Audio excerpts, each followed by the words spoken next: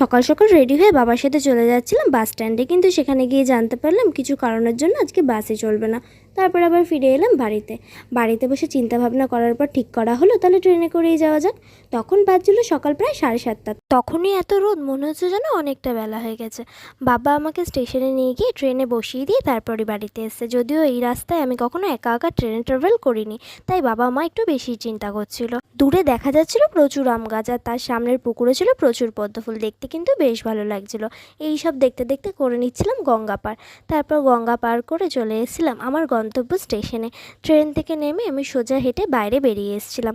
আমি এসেছিলাম আজকে শিয়ালদা স্টেশনে। বাসে যেতে আমার সমস্যা হবে বলে আমাকে করে দেওয়া হয়েছিল র্যাপিডো করে যাচ্ছিলাম ঠিকই, কিন্তু হাত পাগুলো রোদে পুরো জ্বলে যাচ্ছিল। আর ওই যে দূরে দেখা যাচ্ছে হলুদ ট্যাক্সি, এটা মানেই তো একটা ঐতিহ্য।